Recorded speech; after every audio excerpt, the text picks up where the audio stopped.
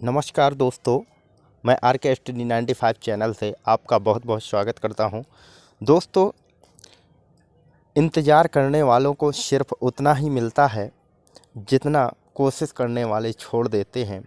तो दोस्तों, आपने देखा होगा कि आपने देश के missile man doctor APJ Abdul Kalam बहुत ही होनहार व्यक्ति थे, जो एक गरीब होकर भी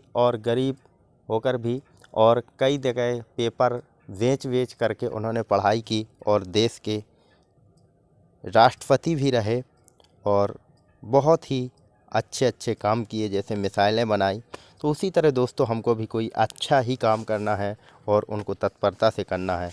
तो दोस्तों, हमको काम करने के लिए पहले अपने टॉपिक पर चलते हैं, संविधान का स्रोत। तो संविधान के जो स्रोत हैं दोस्तों, कहाँ से लिए गए हैं, तो ये आपको देखते हैं। तो संविधान के स्रोत, दुनिया भर के संविधान को बारीकी से परखने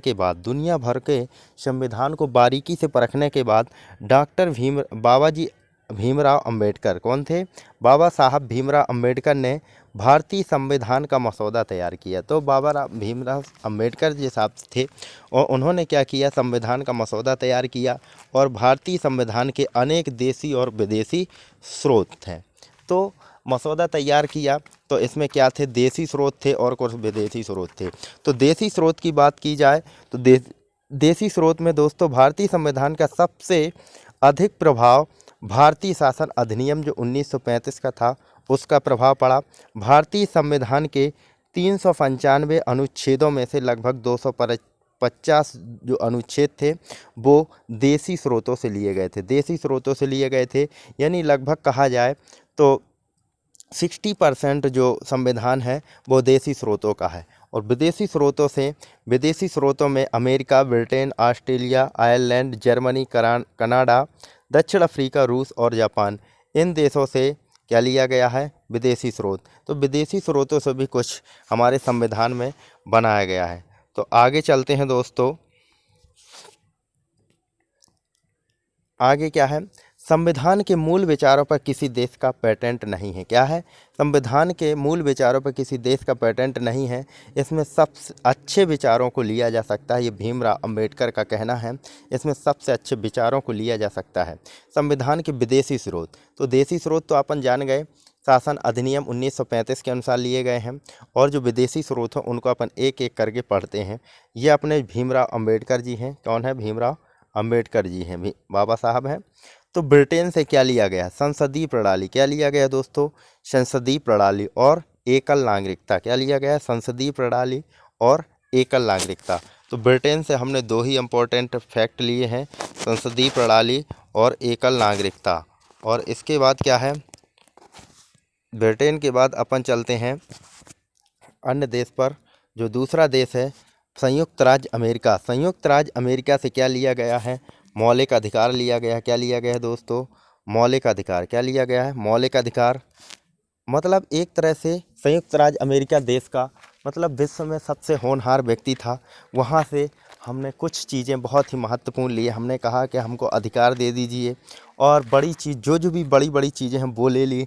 जैसे राष्ट्रपति बड़ा है ना, अमेरिका, संयुक्त राज्य अमेरिका बहुत ही बड़ा था, तो उससे हमने बड़ी बड़ी चीज़ें ले हैं। बड़ी बड़ी चीज़ों में देखते हैं तो हमें अपना एक अधिकार चाहिए, बड़ा एक अधिकार चाहिए। देश में जो सबसे बड़ा होता है, एक राष्ट्रपति चाहिए, यानी निर्वाचित राष्ट्रपति चाहिए। उपराष्ट्रपति सेकंड नंबर होता है तो वो भी चाहिए। और न्यायालय की व्यवस्था। तो यानी कि जो भी बड़ी बड़ी चीज़ें हैं बड़े देश से ली गई हैं। बड़ा देश है संयुक्त राज्य अमेरिका, अपने आप में बड़ा ही होनहार था।